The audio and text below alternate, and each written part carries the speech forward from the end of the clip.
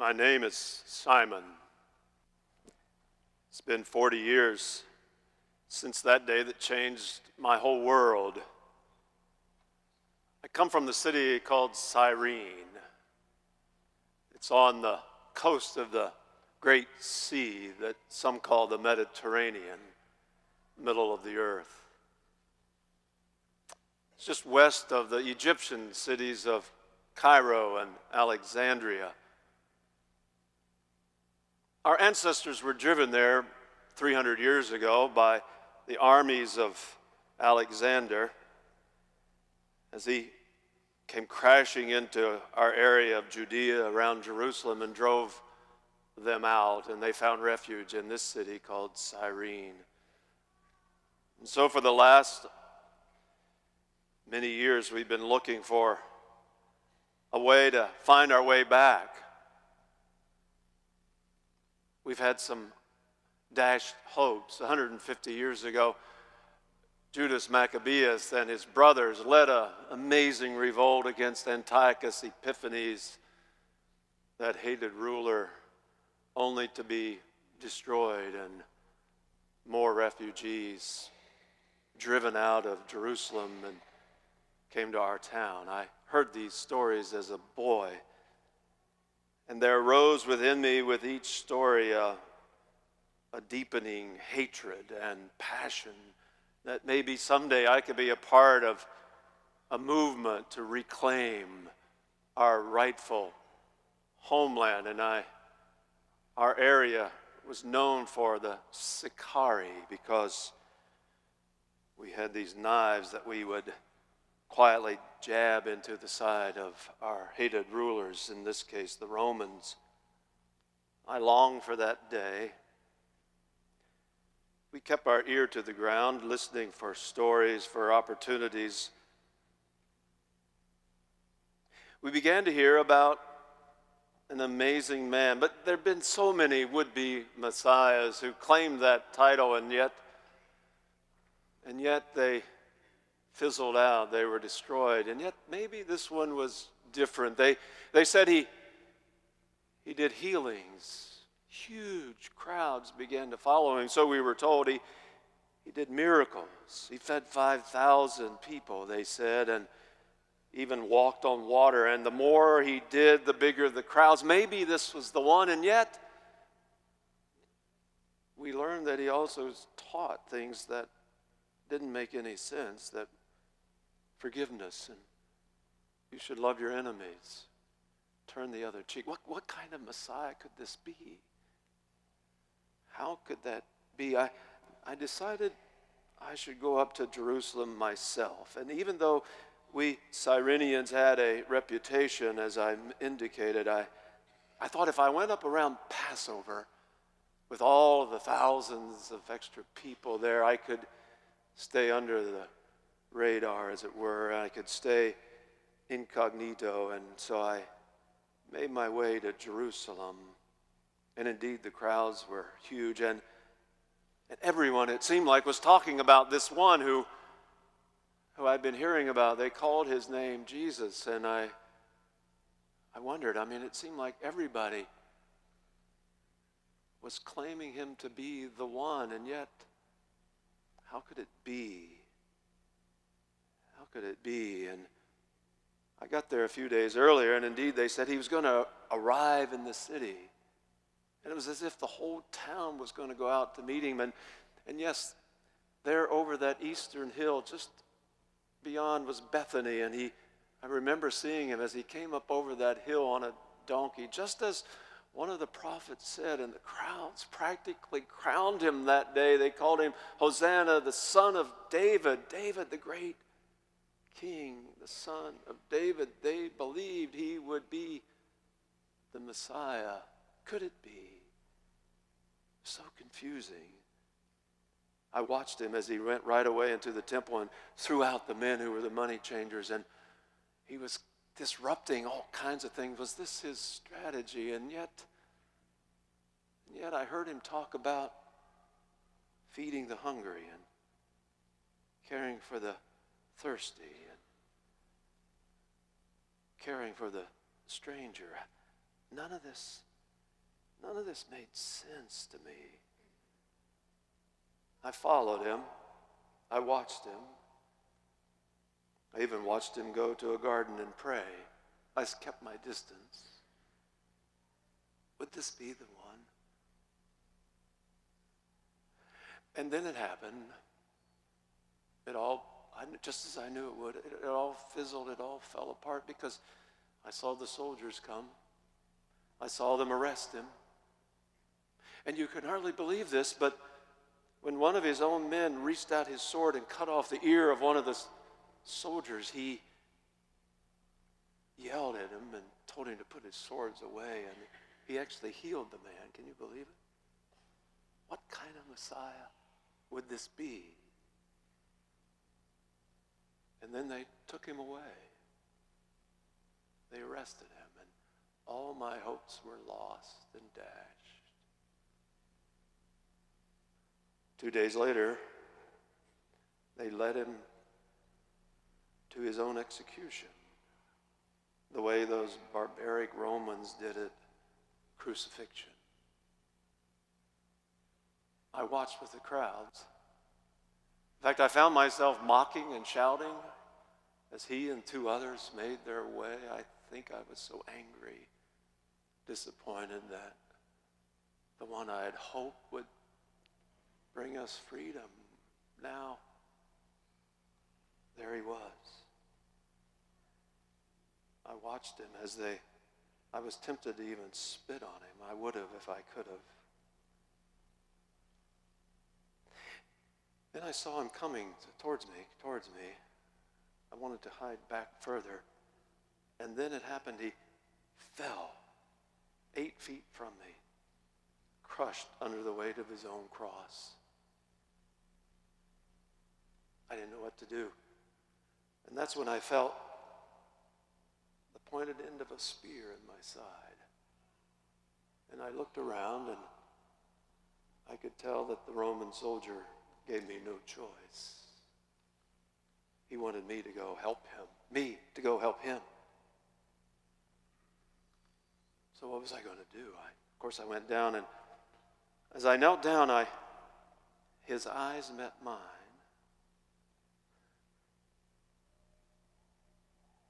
I was overwhelmed.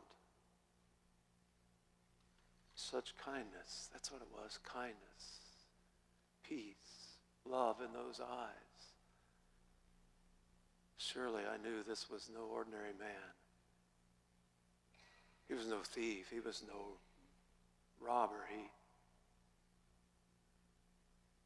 Who was he? And as I reached down to lift up my part of the cross, and he reached to lift up his, he was so exhausted he hardly carried any. I carried most of it. And as we walked along the way, neither of us said any words. And yet, so much passed between us. It's as if all of the stories and all of the miracles, all of his character somehow conveyed across to me, and I knew that God was in this man. Somehow, I knew. And then something even more remarkable. I wish I could explain it to you, but as I carried that cross and my beam, my part of the beam, and he carried his, it was almost as if all of my shame and guilt and hatred and pain, it was almost as if it crossed across that wooden beam onto him.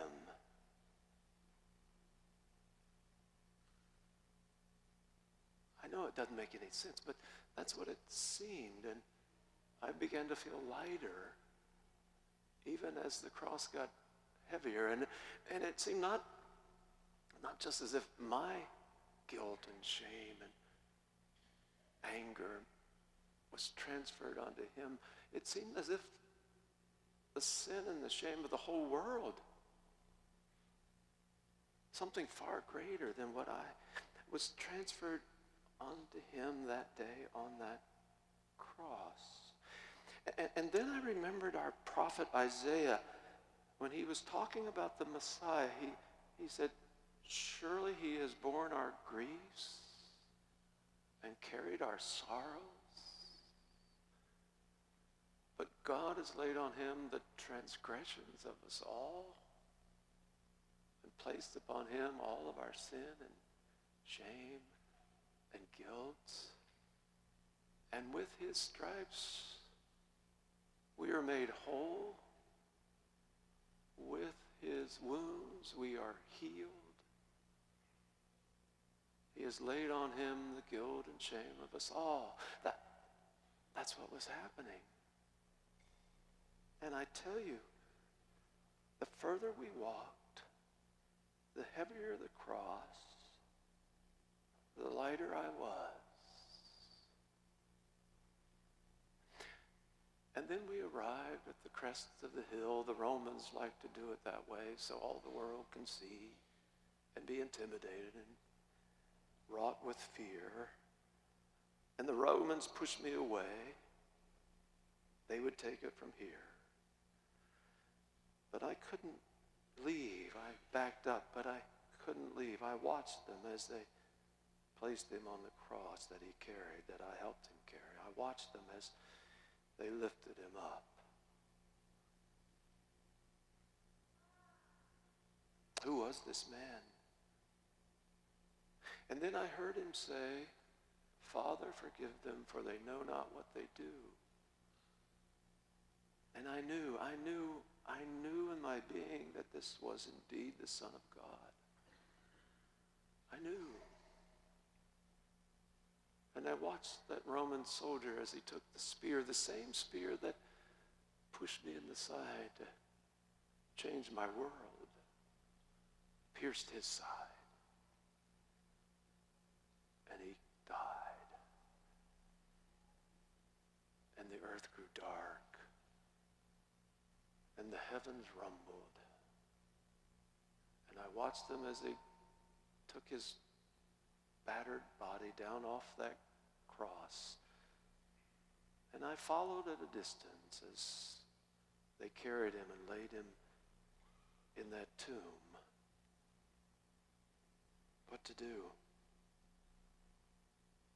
I was so tired. I slept all that night there in the garden and the next night. And the next morning I awoke to a rumble. The whole earth was shaking. And I watched as that stone somehow rolled away, and then bright light, brighter than anything I've ever seen. It almost blinded me. And then I saw her walk across into the garden, and I saw him somehow alive again. And he called her Mary. Only later did I begin to understand these things. I knew I needed to go home to my beloved wife and our grown boys, Rufus and Alexander. And so I headed south and then west, across the Sinai and across Egypt, and came to our hometown of Cyrene. And how would I explain this? How could I possibly tell my wife and sons? Turns out I didn't need to, because they could tell right away something was dramatically different. They said all the anger and all the hatred and all the shame was gone. What happened to you, they said. And so I explained as best I could about that day that changed everything, and how I carried the cross, and how all of my shame and guilt seemed to shift onto him, and I was free. And even as I explained it to them, same thing seemed to happen to them, and they felt the same transfer of their own weightedness and brokenness. And then neighbors came by, and more neighbors, and we told, and it seemed the whole city became a believer in him. My wife and I always taught our boys to be inquisitive and curious, and so it didn't surprise me that they wanted to go up and see for themselves what was going on in Jerusalem. And so a few weeks later they arrived right at the time of the festival of booths. Some people call it Pentecost. And They were there that morning when this scirocco of a wind came through. Oh, they described it. It was awesome. It was overwhelming. And it was like tongues of fire upon the various pilgrims' heads. And then they heard Peter stand up, and he explained what I tried to explain, but he explained it. And they stayed for a few more days and soaked up everything Peter and James and John could tell them. And then they came back and told my wife and me, and then they told the community. And Cyrene, that city, became a hub of the center of the way of the followers of this man, Jesus. We all believed. And Rufus and Alexander became leaders in that church. So grateful for them and even proud, I guess. In fact, Rufus left and went across the sea to Rome, and he helped out in the church there and became a major helper to Paul. Rufus and Alexander became so known in that early Christian church that when the man Mark wrote his gospel, he referred to me as the father of Rufus and Alexander, a title I was really honored to carry. That whole city of Cyrene, it began a movement called the Cyrenian movement, and it was about sharing the burden. And that's what all of those followers did, even up to today. You share the burden of those who need their burden shared. And I guess it came about because I shared his burden of the cross. Ironic, because I shared his burden, but he took all of mine. Has he taken yours? That's why he came, to receive your burden and mine. Oh, that day, 40 years ago, changed my world forever. And I am Simon of Cyrene. Amen.